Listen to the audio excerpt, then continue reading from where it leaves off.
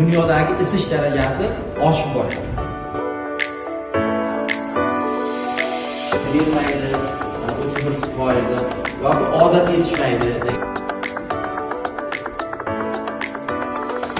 Birinchisi rad etish turadi. Yana biriktiriladi, yana shunday mahsulot.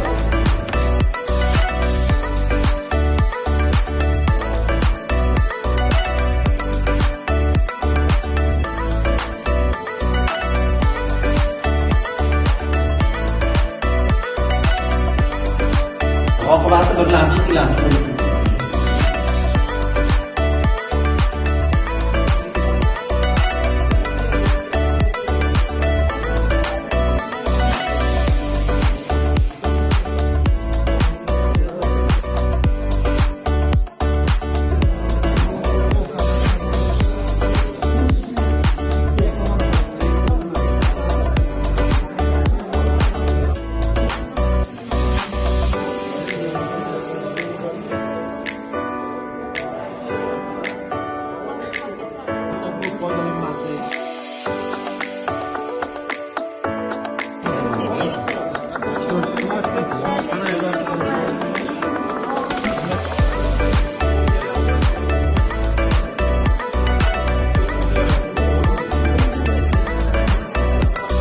Tuzatishimiz uchun qanday maqsadlar qo'yishimiz kerak?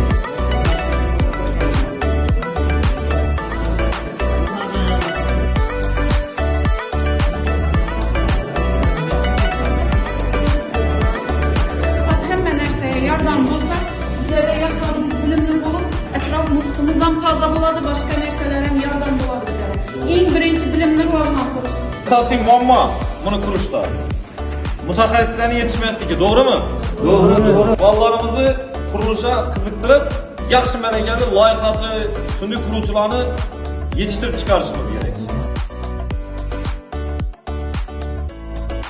Tirbandlik shahardagi qalin jamoat transportidan foydalanmasdan yengil avtomobillar bir xonadonda bir ularni 3 tadan bor jamoat transportidan foydalanib shaxsiy transportdan ko'proq foydalanish.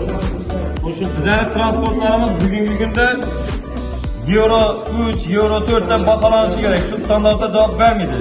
Ana shu standartga javob beradigan transportni ishlab chiqarish kerak. Aholini jamoat transportidan foydalanishga o'rgatish, targ'ib qilish. Ya'ni ko'pgina xonadonlarda zamonaviy hisoblagichlar o'rnatilmoqda.